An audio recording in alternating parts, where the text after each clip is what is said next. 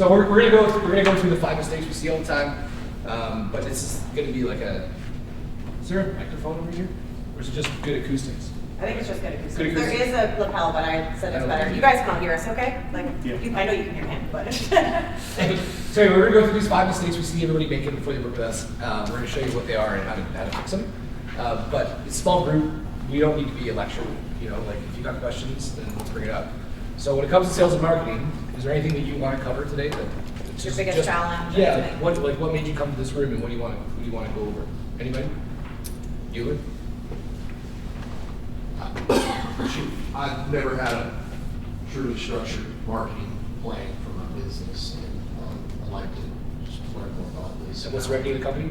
What's that? What's your revenue-ish? $2.5 million. Yeah, okay, cool. So word of mouth, doing good work for a time, and you're getting to $2.5 million. Yeah, that's legit. And we did start some social media stuff, and I didn't feel like it was going well. Everybody comes to us for social media, and then it turns out people actually want customers. They want leads, yeah. We're like, you don't want social media. Yeah. Yeah. However, but we're talking about that. What were you had a thought that you want to cover today? I mean, I guess just where to put your budget when it's fairly limited in terms, because I just feel like social media is evolving so rapidly that it's hard to know what to prioritize as it just constantly shifts. Yeah, that's really cool. We're going to talk about that specifically, so that's great.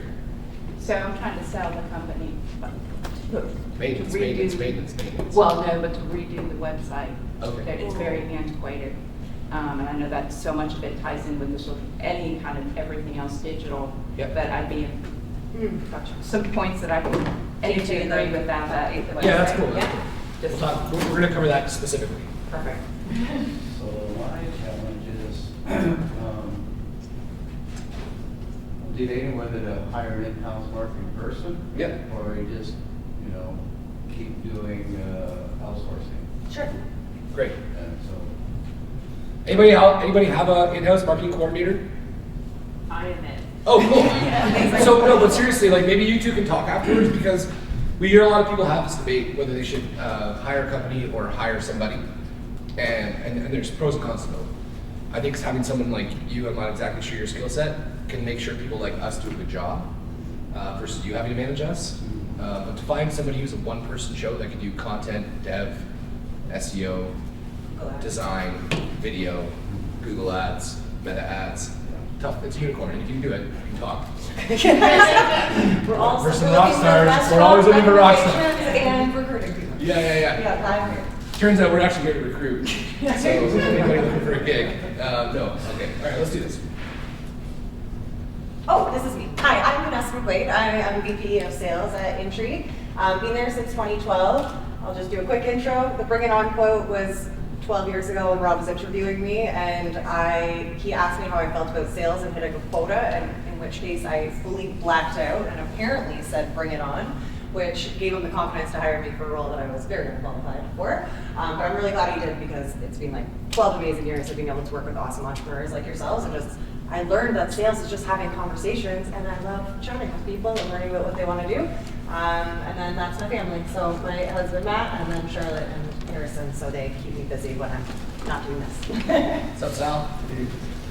I took your idea away. I'm so sorry. I didn't mean to. I'm trying to propagate the stereotype that Canadians live in igloos, and I have a picture of igloos on my front yard. He keeps telling people that. I'm like, I'm you trying don't to make think sure Canadians that live in everybody from the U.S. understands that Canadians live in igloos. It's a thing. Anyway, founder of Intrigue. We've been doing this since 2007. Remember, I'm part of a bunch of stuff. I do things. Purpose of our company is empower leaders to strengthen communities.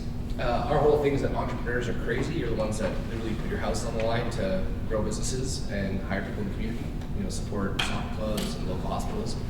And there hasn't been a lot of support for the entrepreneur, especially like small, medium size. So our whole vision is to create this like standard that entrepreneurs can like lean on and trust when it comes to growing their business from a marketing point of view. There's a lot of snake oil in our industry. It's really easy for someone to become a digital marketing company. You essentially need a laptop, Wi-Fi, and you're good to go, right? We all have access to the same tools: websites, Google Ads, Meta Ads, email, MailChimp, whatever. And so, like, how do we differentiate that? And so, our promise to you today is to give you some tips and tricks that you're able to then hold yourself or team or a company you're working with accountable to a higher standard. Because the whole idea of marketing, and we hear this all the time, like number one inquiry we get, I want help with social media. That conversation quickly turns into, I want more customers. Because if we help you get more followers, and you pay thousands of dollars over many months, and you get more followers, and more likes, shares, and comments. Brand visibility. Yeah, those checks get real stale real quick if customers aren't coming through them. So when people ask for social media, they're typically looking for new customers or engaging in new revenue. So that's what we're gonna go over today. And our promise is to make it so that you have some tools at the end of this that you can hold people to a higher standard. Yourself, maybe your team, or a company. Cool? All right. These postcards. Let's hand these out quick. Yeah. Who here is owner? All right, cool. And then management? Or did your management? Yeah, You're doing all the things that they don't want to do, but they need to do. technically I'm the marketing manager. There it is. Managing myself. Yeah, and also people like us, I would hope. It's rare that owners, entrepreneurs take time to reflect. And so this is just a quick moment of pause to just give yourself a bit of a rating in each of these areas. And you can just do it with a pen or in your own head, it doesn't matter. But we find far too often we're running like crazy and we don't take a second to say, well, where are we at? And so this is just a scorecard for you. It's not for anybody else, it's just for you. And it's about, are you working on the business or in the business? You know, are you casting vision? Are you working on big contracts? Are you making sure your cash flow is solid, your cash flow forecasting, your CEO, your strategy, or you're out there estimating, you're out there quoting, you're sending quotes, you're selling jobs, you're invoicing, you're doing the work, like you're in or on. And we just go through this at any point. This is for you. Just take a second. Are you fighting fires, or do you have twiddling your thumbs because there's nothing to do because you've worked yourself out of a job? And that's the whole idea. So what we're going to talk about today is building a system for marketing and lead generation that you can then walk away from and know it's going to be predictable. The whole idea we're trying to build around is how to make a business work without you. Anybody heard of this guy before? Gerber? E-Myth? You visited? Tony Bassett one for landscapers? Landscape contractor, E-Myth landscape contractor? Anybody? First action. Very worthwhile read. Anyway, if your business depends on you, you don't own a business, you have a job, you have the worst job in the world, you work for a lunatic, that's you. So that's our whole idea, is like how we build processes to get ourselves out of this thing. Then we truly have a business, and we own the company. Here's some resources. So E-Myth was the first book that I had a chance to be exposed to. Anybody, for people that came here, I don't dress like this for presentations typically. I don't have luggage. He lost his luggage. From Toronto. Caveat, there's asterisks. I don't actually look like this for presentations. But no, seriously. How about for that? Yeah, thank you, Sally. Appreciate you. I was like, who's this guy? I've seen him before. This is my airplane here. Anyway, E-Myth Revisited was the first book I read of this book, and there's a story to it. I'm not going to get into. We only have a short period of time. I want to get into the lessons, but long story short, it hit me in the face. I had no idea what I was doing. You know, we were 2 years into running our company, and we had no idea what we were doing. And it was a stark contrast to read that book. It's really well written, parable. If you meet Michael, he's a bit of he's a bit much, but still a good cat. And then that led us to a path of like, how can we then accelerate our learning, accelerate our growth by learning from the best, right? And so like Bruce Lee, right? You take what's useful, discard what's useless, add what's your own, right? And so anybody here heard of any of these guys? Seth Godin, anybody follow Seth Godin? All right, sweet. So if you want, I can suggest, Seth Godin has a daily blog. He writes to his audience. It's bite-sized marketing and sales worldview perspective. You can subscribe. It's a great way to get our heads around thinking from a marketing point of view. Can I do the sales training thing quickly? You can, but I'm going to interject. You can take pictures of the slides, but on the other side, if you write your info down, then I'll send you all that stuff as well. So all the like slides and links and anything like that. So you can do that as well. I will let you do the sales thing. Go for it. Who here has been trained in their field of work? Trained in their field of work. There's accounting, Yeah. marketing, landscaping, trained in their field of work? Anybody? Nothing? No? Fully self-learned? Pretty much. Very cool. Did you study? Did I study? Oh, Yeah. yeah, I studied a lot. All right, so you're studying, okay? Yeah. Who here is taking professional sales training? Anybody? You got 1.5? What course did you take? I mean, actually, it's a refresher, but Mike Weinberg, you know. Okay, cool. But you're actively studying professional sales approaches. Yeah. Yeah, okay, cool. This is an interesting phenomenon because if we don't make a sale, there's no work to do. There's no money to count. There's no people to hire. There's no marketing to manage. But we don't get sales training. What's the deal? It's just this very odd thing if you consider what actually makes a company grow. Sales get it started, doing great work makes it happen and keeps it going. You Can't Teach a Kid to Ride a Bike in a Seminar is a really cool book on the Sandler sales approach. I would just highly recommend. David Sandler is the founder. He's since passed. Dave Matson's now the CEO. Anyway, very worthwhile. If there's action number 2, it would be check out professional sales training. I would suggest Sandler out of all of them.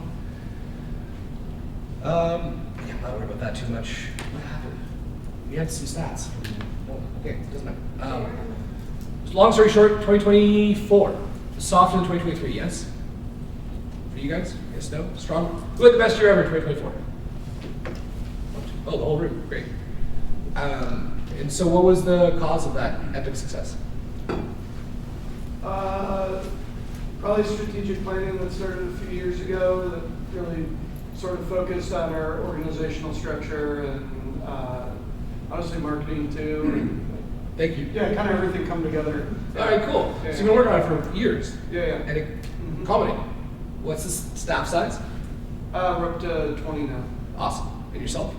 Of me focusing on design, build, and sales, but no defined plan that I'm working on. Yeah, okay. That's cool. Yeah. Wait, we found in 2021, if you could do the work, you got the work. 2022, same thing. 2023, started to soften a little bit. 2024, it was like, okay, now we're back to competitive landscape. No pun intended. Or pun intended, I guess. But have you noticed that? Am I just on an island right now? It's true? No, it's true. Okay, all right. I was like, ooh, I'm really misreading the entire industry. We do talks all across North America, so for everybody to say they're having the best year ever, good on you. That's a big sweet, deal. though. Yeah. I think it's just, I think it's gonna be a lot of grinding in 2025. Yeah, 100%. Yeah. I think it's gonna be a lot of grinding. And one of the things that we're seeing though, so it was a, This is the slide. nope, that's okay. Okay. We saw about a 3% growth rate in the industry in 2024 in the US. 6% projected, so it's going to grow. We're seeing the chucks and trucks leaving the industry, which is good. That is good.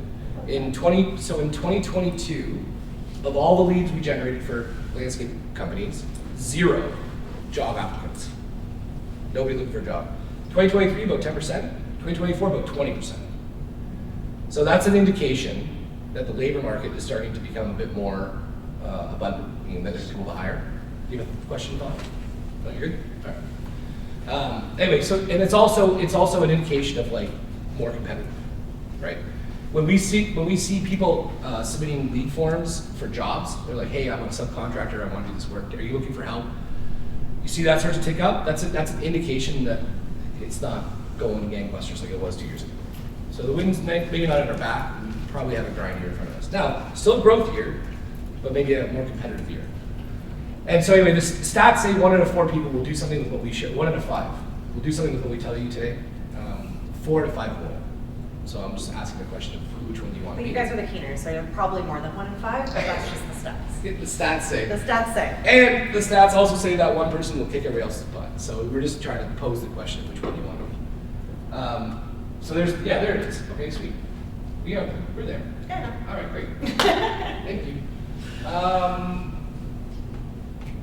We just said this, all this stuff. Let's go. Turns out I don't need to read slides. That's good.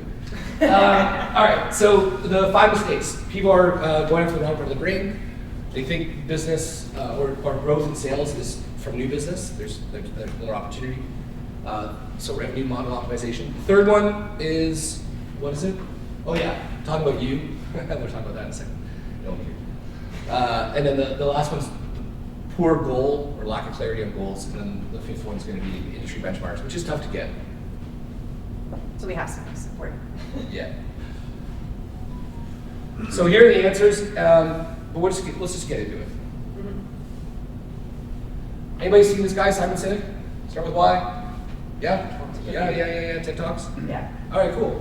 So his whole research study was around how do the most epic leaders create loyal followings over time.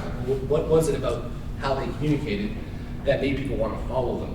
And what his research found was that nobody followed leaders for leaders. They followed leaders because they shared their belief system and people believed what they believed. Okay, so this is like Martin Luther King, the Wright brothers. And so the idea is that people don't follow people for the leader, people follow people for themselves. And so when he did the research, he said, well, how does this impact the way we communicate? Well, he said all the leaders that have the most loyalty communicate in reverse from everybody else. Most people talk about what they do and how they do it. So, hey, we do landscaping, design, build, residential. We've got a great team with really good equipment, and we're good at communicating. You should work with us. What we do, how we do it. What he found is that leaders talked about what they believed in, and they started with why. That's the whole book, the whole premise. And they talked about their belief system. So I believe, I have a dream, right? No one's talking about their plans. And the crazy part about the whole research study is that it lines up with the brain. Now, our neurocortex is programmed for taking in a lot of information, taking in like logic, arithmetic, language, vocabulary, but it's not responsible for decision making. Decision making lies in the limbic brain. Any decision you make, your limbic brain fires. This is no longer theory. In neuroscience, we've learned more about the brain in the last 10 years than we have in the last 100. When you make a decision, your limbic brain fires. What resides in your limbic brain? Well, it's not vocabulary, it's emotion. And, oh my God, sorry, this is horrible. Oh, this is my bag. Is it coming? Yeah. I'm going to ignore it for a quick minute. When you start talking, I'll talk to them. Anyway, so the whole thing though is like, okay, well, if the limbic brain is responsible for emotions and decision making, the question becomes then, well, how do we engage people emotionally when we talk about marketing? And it starts with this whole belief system. So there's a 50+ hour course you can take with Simon Sinek at simonsinek.com with Start With Why, find out your why. It's grueling, it's painstaking, I actually wish it upon nobody. So what we've done is just kind of hack it into 4 questions. Now, this is not the course, so I mean, like, don't get me wrong, it's still a hack, right, in the true sense of the word, but it'll help you start to find your authentic difference. Okay. We just need the recording for the camera. The recording. sorry. They need you. It's okay. We're usually loud, but. Thank you. Testing. Oh my God. Hi, everybody. My name is Rob. It's good, all though. right, we It's got good you. for a bit. We got you. Do it. All right. So, this series of 4 questions does a really cool job of getting you thinking about how you run your business a little different than others. So we bring all of our clients through this. You can do the exercise super quick yourself. What do you do? Simple, no wordsmith. That's the only rule with this, no wordsmithing. I don't know if it's on. It's not on. Oh, I turned it on. I'm gonna just take this. Perfect. How's that going? Good? Thank you. Hey, how are you? How you doing? Nice. Okay. Hi. So what do you do? Simple, no wordsmith. Hit me. What do you do? Simple, no wordsmith. Like, what type of service do you offer and to what type of place? Design and build edible and ecological foods in Greater Atlanta. Boom. Okay, that was magical. Super simple. Did you hear that? Perfect. Now, the next question is, how do you do it differently than other people? Okay? You almost said it in the what you do, in how you do it differently. But then the question is, how do you do it differently from a customer perspective? In an authentic way a customer would experience. So you can say communication. We're better at communication. Okay, cool. What does that mean? Well, we text people before we show up, letting them know we're going to come. We take a picture of what we did, and then we text them when we leave. Okay, that's good communication. But that's evidence-based communication. You can't just say, and then quality. That's another one we get.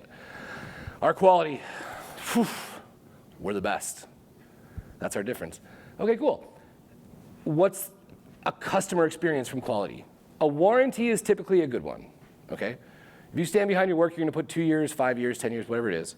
You put a warranty on your work, I'll give you quality. If you don't put a warranty on your work, I will not give you quality. It's gotta be from a customer's perspective. How do you do it differently? And then the next question is, why do you do it that way? You can run a business any way you want. So why do you do it that way? And then why is that important to you? And that's where it gets fuzzy. Now in yours, it probably doesn't, because you're pretty passionate about everything that you're doing. Yeah, which is super cool. And there's a bunch of stats going your way. For the record, xeriscaping, anybody know this term? Yes, okay. I'm a marketer, right? So I'm just trying to learn this stuff. Anyway, 30% increase in search volume. It's like drought-controlled landscape practices. Okay, so they're like, it's like water conservation in landscape practices. Xeriscaping, X-E-R-I, scaping. Eco-friendly landscaping, up 40% search volume year over year, 2023 to 2024. We're trending towards you, legit, yeah. So then this is just an exercise you go through. Once you figure out why you do it that way and why it's important to you, if you can put that message forward facing, it can make a big ass difference because we have ABC clients. Awesome clients, love what you do, they smile when they see you. You'll have a glass of wine maybe when you're done the project. They refer others, they pay full price, and they're pumped. You love working with them. Can you think of one like that? You got an A client? An awesome customer? Yeah. What's the name? First name? Rory. Rory. Anybody else? You got one? Tyson Wood. Tyson. You got one? You don't know yet? Do you know your customers? So the number one mistake marketing coordinators don't ever get a chance to do is meet customers. Turns out marketing is about customers. Get your team to send you out. Talk to customers. Legit. Yeah. Anyway, get her in front of customers. It's all about the customer. Warren Buffett said he's never seen a customer-obsessed business fail. Never. He's old, and he's smart, and he's rich. I listened to him a little bit about that. I've never seen a customer-obsessed business fail, ever. Warren Buffett's kind of legit. Anyway, so you've got a good customer? Name? All right, cool. You all have them.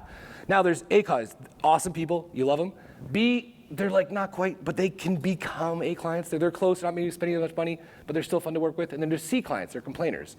And they suck the life energy out of you and your business every day. Anybody have any of those? C clients? It's a four-letter word in some places. It starts with a C. They suck. So the whole point of this approach is to make it so that we get more A. And once you have so many people that are A clients coming through your funnel, you don't have to take on the C clients because you don't need the money and a check anymore. Check in a heartbeat, right, when we're starting? Our whole thing is how can we make the business more fun by working with the people we want to work with? Now, here's some examples, and this is why we do it, is so we get more A customers. Other landscapers doing very similar things to you guys, and here's some examples. This one's my favorite. Father Nature to strengthen the family unit by getting them outside and off screens. They're trying to end the epidemic of screen time. Anybody here have little kids and iPads? Right, get them outside. And actually 5 senses, they want to get them in, eating blueberries and stuff like that by the pool. Very cool. What's that? Get them playing some hockey. I appreciate you. Yeah, just really dig into the Canadian stereotype. We do like to skate. Anyway, so when you consider this whole practice of starting with why, well, how does that actually come to life? And this is just an example in terms of copy on a website when it comes to outdoor kitchens. We think differently about the outcome of our projects. We believe that outdoor spaces should be more than just functional. They should be humanistic and family-oriented, fostering connections within the natural world and promoting healthy outdoor living. Now, if you're not family-oriented, you don't care. If you are family-oriented, you do care. That's what belief systems do. They attract and detract at the same time in a way to get us the customers we're looking for. I don't know if I need the mic. Also, everyone's vested interest. He's getting his luggage. Oh, really? Thought it was going back to Canada, but it's not. All right. Okay, so I'm so sorry, do we have a second mic up we there? don't have a second mic. Yeah. I I know. Okay, we'll just do this. Maybe we'll just, yeah, I'll figure it out. You got it. Sorry, guys. You have to deal with all this.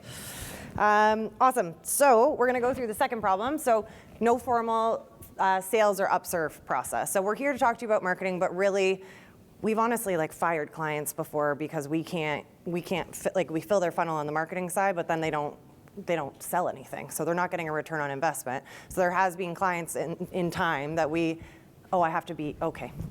So many tech things. So when we started working with some of our clients and we turned on call recording like years ago. And it was around the idea of trying to figure out the quality of the leads coming through so that we could get it to be better for them.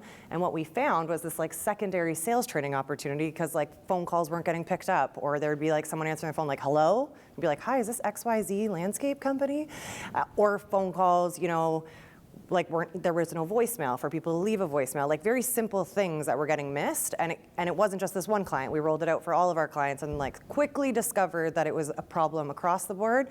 So making sure that your sales are tight, because if you're going to spend money internally with somebody, with an agency, with anybody, you want to make sure that your sales are tight so you're not investing all this money in marketing and then letting it trickle through out of it.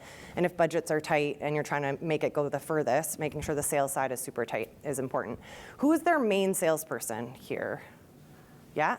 Does anybody have a sales team here? Like other people that either answer the phone or are part of the sales process to some degree? Okay, perfect. And do you have a sales process that they follow? I have a admin person, office manager. She answers the phone. She does a fantastic Amazing. job. I mean, she's unbelievable. Oh, that's good. So she's your touch point, and then First you. impression, and I have people compliment me on her all the time. That's cool. I had a hard time paying her when you paid, and she. Was worth it, but 100% because you're going to get the most out of it.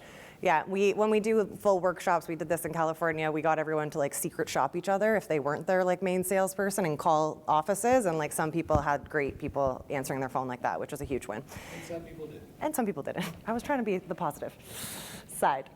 And this piece is just, have you reviewed it lately? Like I've been guilty of this too. I have a sales team where I'm like, oh, I do this, so everyone else must do the same thing. Like that just makes sense to me. But just taking the moment to pause, like Rob mentioned when you did this survey at the beginning, as busy entrepreneurs, taking that moment to pause and actually like audit your sales process to see if there is any of these like gray areas or blind spots that you might not be aware of. So these are a few of the questionnaires that we go through with all of our clients to make sure that their sales are tight.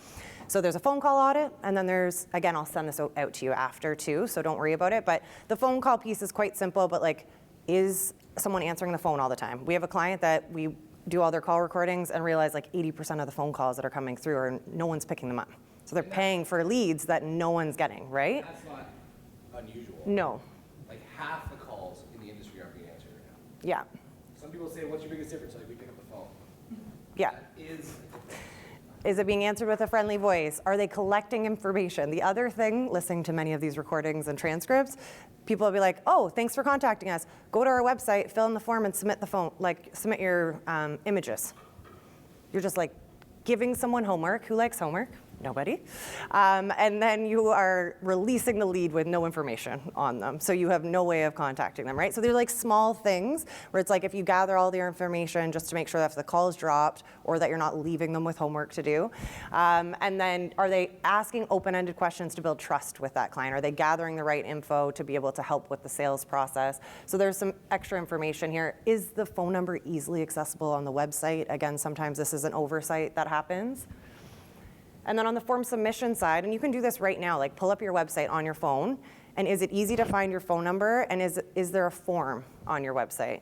Does the form ask questions that help facilitate your sales? There's so many forms that we take on from clients that like haven't worked with us before, that's name, phone number, message. And then that's when you get those messages that are like, how much for a backyard? But like, I don't know, you haven't given me any information. So you can, whatever the questions are that you're asking as you're qualifying people on the phone, put those into your form to make it so that it's helping facilitate your sales process. And there's a rule of thumb, the more questions that you ask, you'll get less quantity of leads, higher quality. If you feel like you need more quantity, then decrease the amount. If you end up doing too many, like that can happen, sometimes you over inundate people with questions, then pull back because then you'll get more quantity, less quality of leads is like a quick rule of thumb for that one. And then do you have an email address accessible on your website? If you do, take it off because that's gonna give you all the spam. There's robots that crawl websites and they'll just take email addresses that are on websites. And then those are when you're gonna get those phone or those emails as well being like how much for a backyard. So making sure that that's not there. But actually go through this process and see like, will you get people to actually fill in their form? Like you can do this right now. And there's been so many times in these sessions where people are like, my form wasn't even submitting, it was broken. So like take those moments of Going to a dead email. a dead email, like actually test this stuff on like a monthly, quarterly basis because it could be working, it's tech, and then it can break. So just make sure that like the leads are going to the right spot. Okay, so again, here to talk about marketing, but going to talk about a bunch of other stuff too. Our growth engine is something that we run all of our clients through. So the equation here is how many leads times your conversion rate gets your clients, times your average sale gets your average, and times that by your average gross margin percent gets your average gross margin dollars.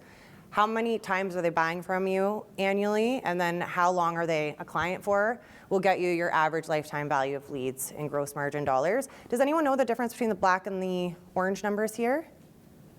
You do, but you're not allowed.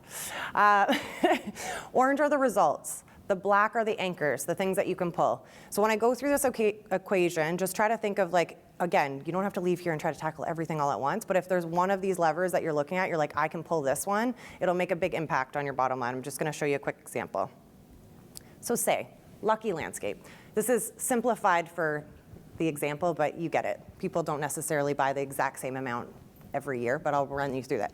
So if they have 10 leads at a 40% conversion rate, they get 4 clients, $50,000 average sale, 30% gross margin, that could be improved. Gets you your $60,000 gross margin dollars. They buy once a year and they buy for 2 years. They stay clients for 2 years, gets you $120,000. If all of these levers are just pulled by 10%, so we're not saying leave here and do like a crazy overhaul, but just 10%, look what happens. So instead of getting 10 leads, they get 11. What do you have to do to get one more lead? It seems self-serving because I'm in marketing, so yes, marketing, but also you don't even need to do that. You could just ask for more referrals, get reviews. There's ways that you could pull that lever 10% without even investing more in marketing. And then on the conversion rate, sales training, answering your phone, like Rob was mentioning, could be that difference. All of a sudden, 11 leads gets you 5 clients. You increase your prices. Who's increasing their prices this year? Yes. Everybody. That's an easy one.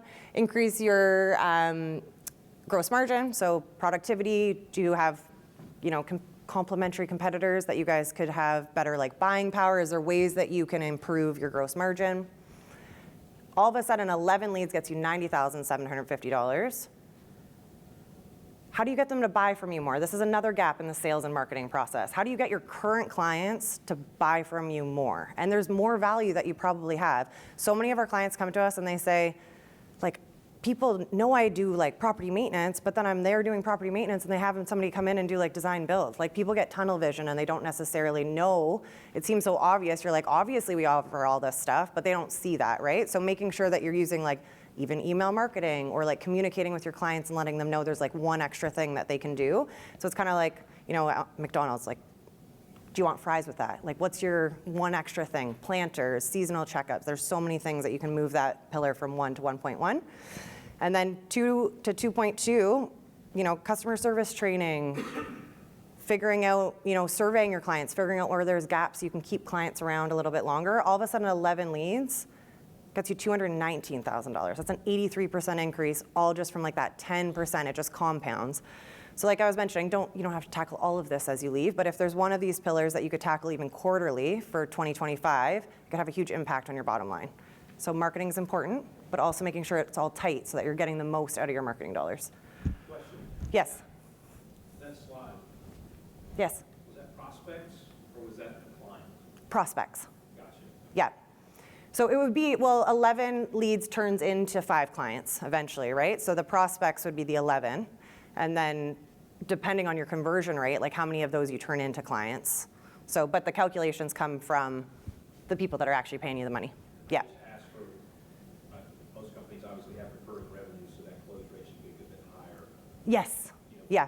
Internal, you just in recurring revenue clients. Yes, yeah, and you could do the calculation based on 2 different ones for sure. Like this is a simplified model, but we always go through that like word of mouth clients or reoccurring revenue or current clients, you're gonna have a way better conversion rate on compared to cold. Like 80%. Yeah. And cold, never met you before, internet lead, we would conservatively say 20% close rate. Yeah. And whoever you're working with should be conservative on those numbers. And if they end up crushing it, that's amazing. But anyone that's overpromising and saying like they're getting a 60, 80% conversion rates on their leads from cold, be cautious of that. Or there's that version. Yeah, well, I mean, tire kickers are tire kickers. Oh, I'm going back to, yeah. I'm doing this thing for the recording. All right, I got you. I got you. I got you. We got this. All right. So mistake number 3, talk about yourself, not about the customer. This is a super important mistake. And the reason is, to be crass, yeah, it's all good. To be crass, no one cares about you. Customers don't care about you. Customers care about 2 things and 2 things alone: solving their problems and accomplishing their goals. Just like you guys. If I'm helping you solve your problem and accomplish your goals, you may work with us. If I don't do one of those 2 things, odds of us talking again are 0. Like, I don't mean to be cold. We might build relationships. Like, Sal, we're gonna play hockey one day. It's gonna be amazing. Legit. But if I don't help you accomplish your goals or solve your problems, there's no business relationship. And so we spend so much time talking about ourselves. The customer is like, okay, so what? If you go to your website, the odds of you talking about yourself are probably 99 to 100%. You know, this is who we are, this is what we do, this is how many years of experience we have, this is the equipment we use, the communication, it's all, yeah, right? But if everybody's saying the same thing, it's difficult for a customer to understand, you know, who they should pick. So what we want to do is niche. The riches are in the niches. There's a number of different ways to niche. We talked about A clients, right? The awesome clients. So that's one of the ways to niche, is around the customer type. How can you niche around a customer type? Well, certain customers have very certain specific problems and catalysts. So if there's a trigger, what made them enter your marketplace? Great customers for you guys, design build specifically, they renovated their house, super nice, but the outdoor space isn't there yet. So they're like, it's a mismatch, I don't like this. Or grandparents want their grandkids to come around, so they want to put a pool in. This is a common catalyst that puts people into the market. And they have a problem, because their grandkids might not come around with their boring backyard, but if they have a pool, maybe they'll come around more. Or in like new development areas, like a lot of people moving into a community, like they've moved to a new place and they need to make it their own. Like that's a catalyst and a common problem. 100%. Yeah. So when you look at the people you mentioned earlier, when we did that like A client thing, you say, okay, what were the problems they had before they worked with you? What were the catalysts in their life that entered the landscape market? And I bet you, if you look at all your A clients, the problems are going to be similar and the catalysts are going to be similar. How does that become impactful? Well, you can then make your website and your marketing content around their problems, and you can demonstrate how well you know them, because you're going to speak to people and they're going to go, oh, they get me. And people buy from people like themselves because people trust people like themselves. And how does that work? So this is Didn't do this. yeah, this is Green Thumb's website before us. And this is just going to illustrate a very, very simple approach to marketing around matching imagery with customer type, okay? The lady before in the slide, her name's Kathy. She's a wonderful human. I'm not going to spend too much time going into it, but she served the foo-foo market. Like, we're talking twigs on the lawn. She gets a phone call, come pick up the twigs and sticks on my lawn. Like, State property. you're like, you know, right up there. Yeah. And maybe And- a lot of people's declines. And so this, no, yeah, D, for sure. But this is their website. Does it speak to that audience at all? The answer very quickly is no. And then you do this, does that speak to the client more? Yes, 100%. Well, imagery, yes, that is a old, expensive house. Lasting impressions, professional landscaping service. These are very subtle nuances, but they detract budget-oriented customers, and they attract high-end customers. Oh, that's like my house. These people get me. They're pro. They get me. And then we use words like premier, luxury, and there was another one. Doesn't matter. But imagery and vocabulary can do 2 things at the same time: attract the customer you want and detract the customer you don't. We would rather not have our phone ring from people that can't afford our stuff, because it's just a waste of time for everybody. So how do we do that? Vocabulary and imagery goes a long way. So you take a look at your website. Is it all about you? Do your images and vocabulary match the customer type you want to go after? It's a good starting point to figure out if you're in the right direction. So no niche, no clarity. So you got 2 landscape companies. They both have, 53, 4.9 star reviews on Google. They're full service landscape design, build, maintenance. What's the difference from a customer's point of view between those 2 businesses? They're the same. Full service, design, build, landscape. Sorry, design, build, maintenance, landscape company. Full service, design, build, and if they have the same Google rating, what's the difference? Sadly, it's price, right? I got company A, company B, they're exactly the same. They treated me well, they're both identical, the same thing. I can't discern any difference from them. One says they can do it for 25 grand, one says they can do it for 22 grand. Who am I gonna pick? 22. So how do we get away from that? And that's where the niche becomes really, really important. Examples of niches, whether you're in commercial or residential, big spaces can be a niche. It can be a really great niche. So we're talking about like stadiums, hospitals, maybe like shopping malls and like big plazas, schools, campuses, colleges, universities. Food distribution, anybody here do food distribution, property maintenance? They have very specific, they got rodents and shit trying to eat their stuff. They give a crap, it's different. They have to actually have different ways to maintain their property than everybody else. Warehousing, they care more about their pavement than they care about their grass, because if a truck gets a nail in it, it's gonna stop business, it's gonna cost them a lot of money. These different types of properties have different types of problems, and if you become a specialist in that property, you become a specialist in those problems. And then if you are the food warehouse commercial landscape company, and then there's a full service commercial landscape company, and I'm in a food warehouse business, who am I gonna pick? And am I gonna pay a little bit more for your specialty? Probably. Are you gonna save me money? Probably. Residential, you got tight urban spaces, you've got suburban properties, you've got rural properties, estate, lakefront. There's lots of different property types that can niche. If you know your niche, you know your customer. And this is all about because people hate to be sold and love to buy. Anybody here ever been to a department store? You're going in to buy something, maybe an iPad, maybe a Surface, maybe a pair of jeans, a pair of shoes.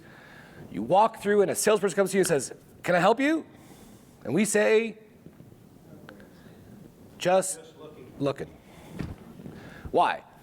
We hate being sold, but we're a consumer-oriented society. We want to buy stuff. So we have to move our sales process into a buying process environment. How do you move from a sales process to a buying process? So if people like you, they'll listen. If they trust you, they'll buy. And people trust people like them. You ever traveled anywhere and met somebody from your hometown or close to your hometown when you're abroad? Bit of trust.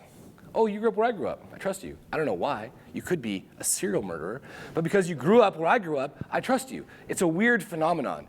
But because you're like me, I trust you. And how do I demonstrate I'm like you?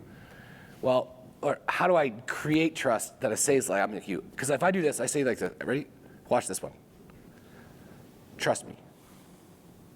Right? What emotion does that elicit? Defense. Sleazy. I can't say it, I gotta demonstrate it. How do you demonstrate trust? Google reviews, number 1. And actually, there's a quick story. Google reviews. This is one of our clients, and I think since this screenshot was taken a few months ago, the review. They're at 298 last time I checked. They must be over 300 now. So I won't even take credit for this, I just told him I was gonna share it. So essentially what happens is he gets his field staff to ask for reviews with their name in it.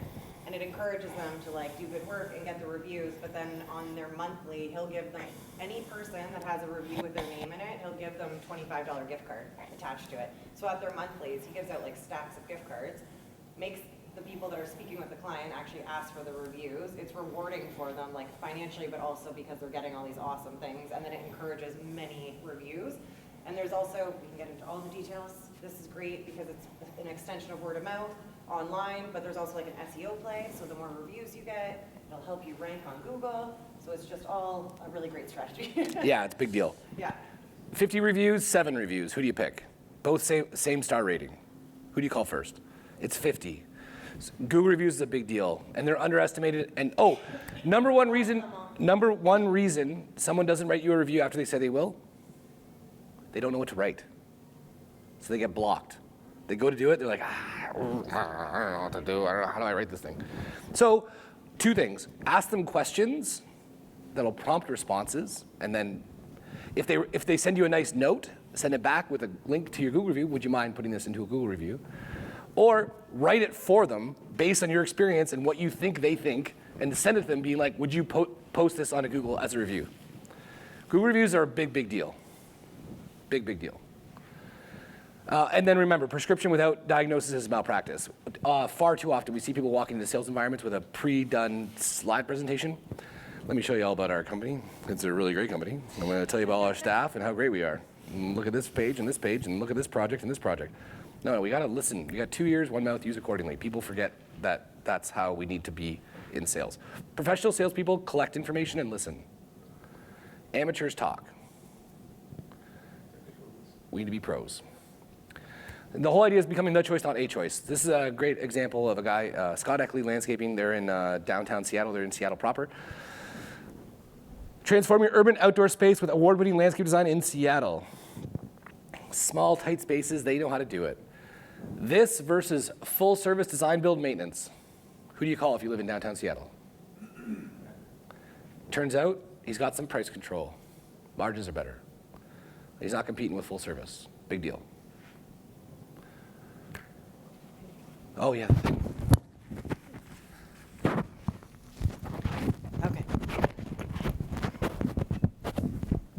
Okay, these last two are important, but they're quick.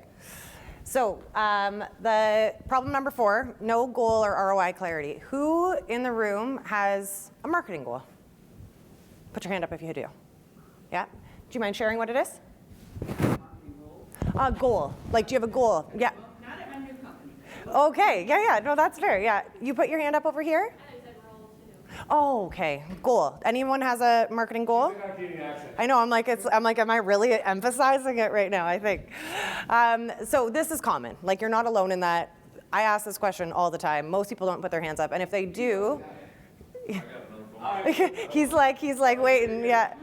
And really, the issue is when people do think they have a marketing goal, typically it's like to get more leads. It's not very specific. So what happens is, and maybe you guys have, or they want social media. But what happens is a lot of times they'll get to the end of the year and they won't really realize if it's working or not. And especially if they're investing money, they have no way of holding their marketing partner accountable because they don't know what they're trying to achieve. If you don't know what you're striving for, how do you know if you're accomplishing it? And the other piece to this too is if you do know what you're trying to accomplish and you have a very specific goal, you can track to that goal as the year's going on and you can course correct. Not everything goes perfectly. We're not going to stand up here and say every campaign we've ever done is like magic and it'll always work for you. We're working for free for 2 accounts right now at 80. Yeah, because it didn't go as planned. But we had a specific goal and we know we're off track to that. So that's how you can, when we said at the beginning about like holding your marketing team, partner, yourselves accountable, the only way that you can do that is to have a very specific goal and then be able to track to that goal. Hallelujah. And having someone in a marketing role as well. But a goal is very important. So these are 3 examples. So number of desired leads is very specific. So you can have like your annual one or break it down by month depending on like the seasonality of where you're from. Cost per qualified lead is your overall marketing spend. Divide it by how many leads you've gotten. That's your cost per lead. It's very simple. And then your customer acquisition cost. So these would be, like how much money are you spending? How many clients did you acquire with the amount of money that you spent? So if you have a goal, that's great, but you also need to be tracking to that goal. That's the other problem that we experience when we bring on clients is they're like, oh, we think we're hitting this, like our conversion rate on our website's X amount, but it's tracking like views of contact page. That's not something that it's a vanity metric. You want to know how many phone calls are coming through and how many forms are submitted. Like you don't probably care how many people like check your website out as much as you care about the actual leads coming through it.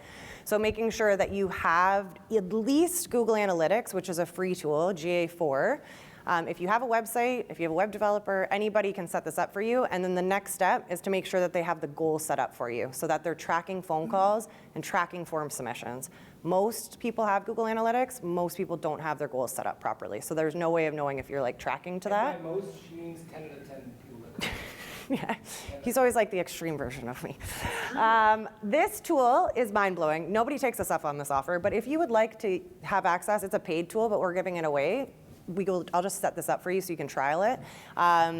It is it's like changed the game for us. So I've been here for 12 years. For so long, we'd be running Google ads and people would be like, I'd be like, you had 10 leads from Google ads come through. And they'd be like, yeah, but which ones of those turned into dollars? And we'd have to like kind of try to manually figure it all out.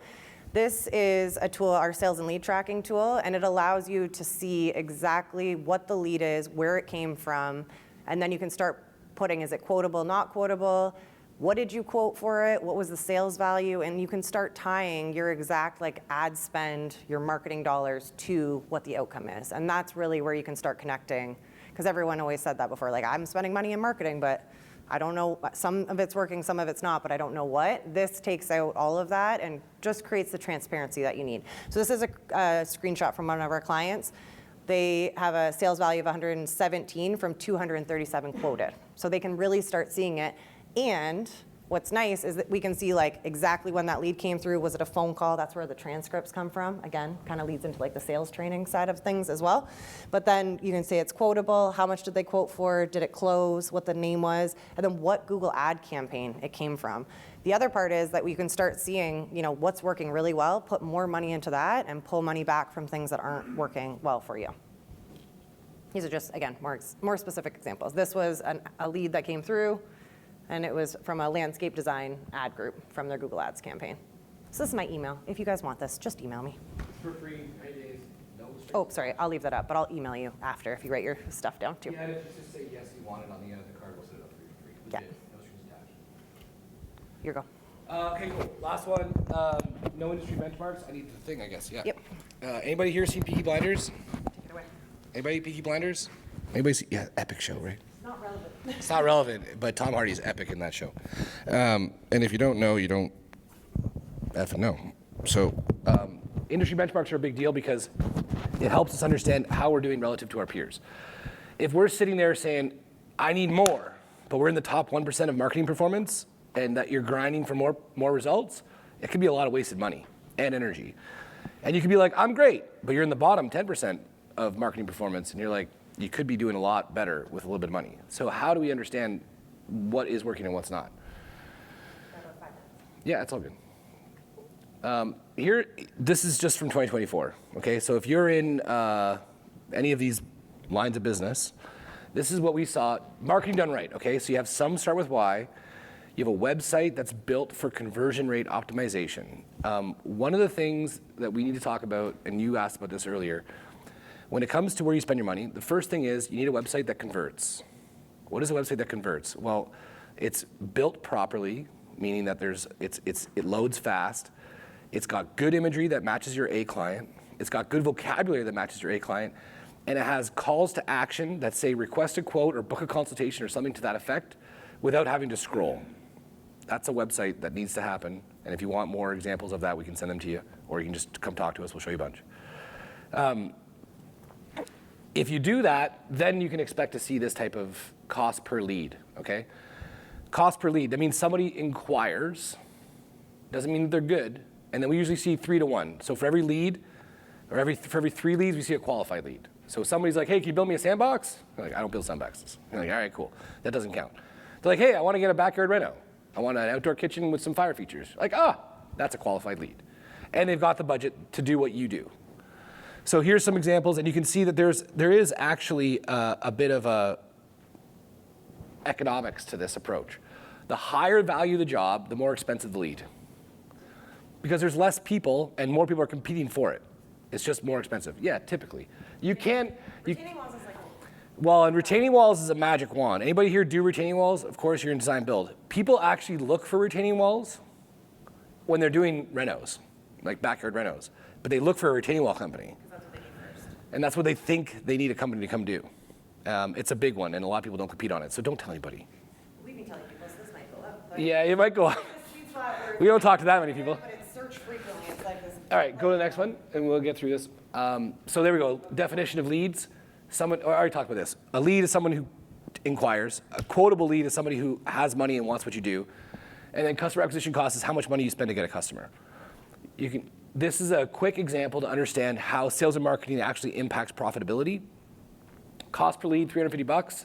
For a design build construction job of, let's say, 80 grand. 4-to-1 ratio, meaning, so we're not brand new marketing, we're maybe marketing 1 or 2 years. So for every 4 leads, we get a qualified lead. And we're spending $1,400 for a quotable lead.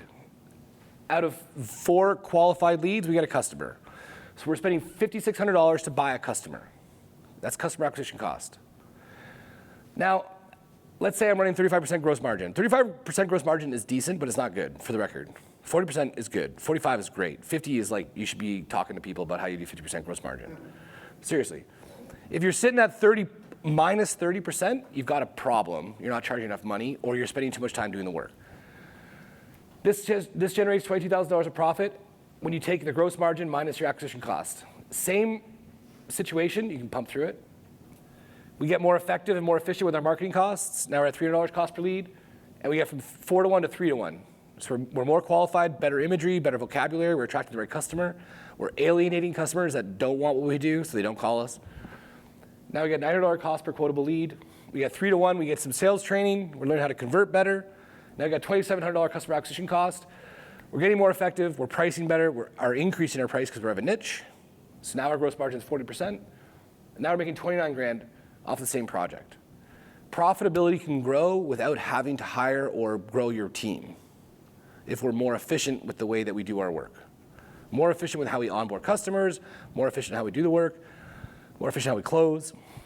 Website conversion rates, 3% or better. A conversion rate is a form submission or a phone call. Or it could be a chat. Someone's chatting. If you have a chat on your website, that's fine. But it's got to be a person inquiring about your service. That is a conversion. If you're working with a marketing company and they say your conversion rate is 10%, you're like, well, what is your definition of conversion? Conversion to us is an inquiry. 3% or better. Now, this is our roster of clients. I mean, it's not the whole roster, but it's a sample set. Some are epic, 8%. We want to go for 5. 5's our target. Because 3% is industry best practice. We're not perfect. We're working on it. Whoever you're working with, knowing that they were tracking this stuff so that they know. Yeah, shoot. Is this if the lead came from like a Google search? They didn't find you through something else and then came to your website. Doesn't matter. Out of 100 visitors, 3 people inquire. Or more.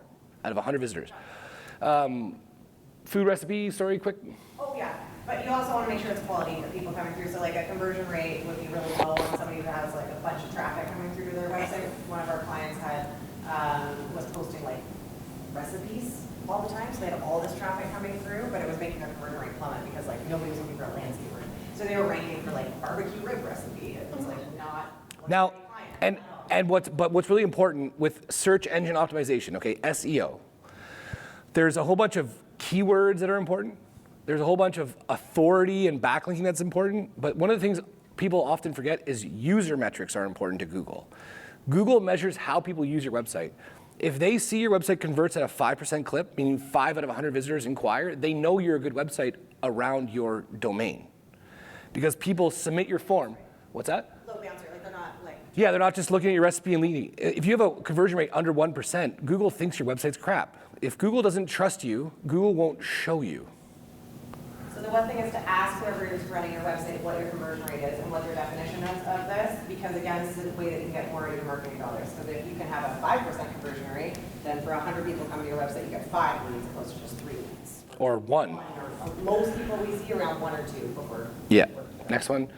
So here's some cool pieces from 2024. Landscape contractor, is probably the most valuable keyword. People in 2019, 2018 didn't search for landscape contractors. There was no search volume for this. In 2023, 2024, we're starting to see it pick up, and it's high intent. It's a high value, high intent query.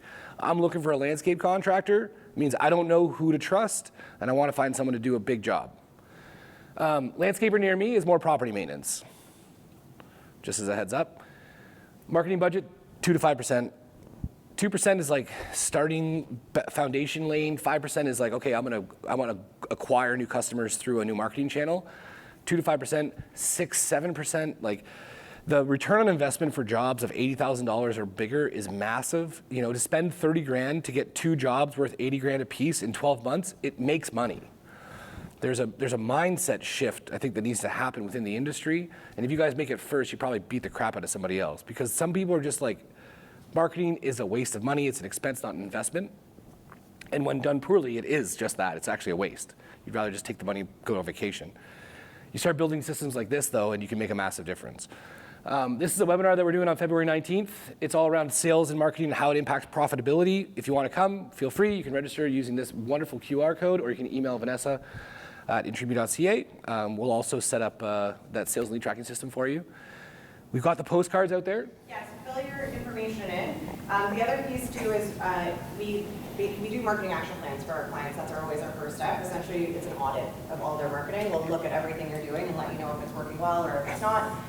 Usually it's $3,500, but for the show, anyone in the room, we're doing it for $1,500. So if it is something that you want, you can circle that off. If you just want the slides, feel free to circle no, I don't want to talk to you about a marketing action plan. You won't hurt my feelings. Maybe just hurt me. It's okay. But yeah, feel free to just fill your info out and just circle slides if you don't want to talk about the marketing action plan. We have a booth here too if you guys want to hang out. We're down on the show. Kind of quiet out there, so we want friends. Yeah, but the one question I really want to ask you though, at the beginning I said I'm going to help you hold people to a higher standard. Did we do that? Did we fulfill our promise though? Did we give you the tools to be able to hold people to a higher standard? That's all we're looking for. We appreciate you guys coming here. Appreciate the time. If anybody has, what's the name of the rib place? Oh, I wrote it down. Yes. What is it? Right? See it for us. Fox Brothers. Fox Brothers. If anybody wants some great barbecue, go to Fox Brothers. Fat Matt's I thought was great. Turns out it's not so good, but I'm gonna go check it out. No, he goes.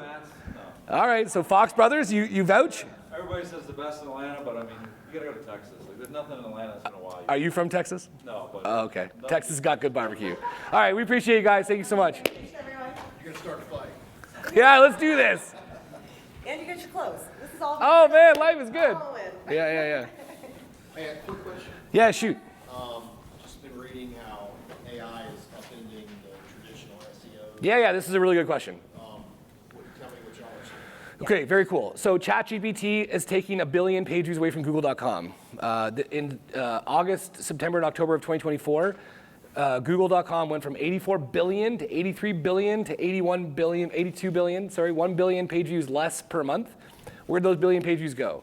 ChatGPT. ChatGPT has no ads. It just surfs the internet and serves you up results. Now, what's interesting though is it shows you Google business listings. Reviews are important. Citations are important. Your Google business profile, super important. Microsoft Copilot, also being used by a lot of people.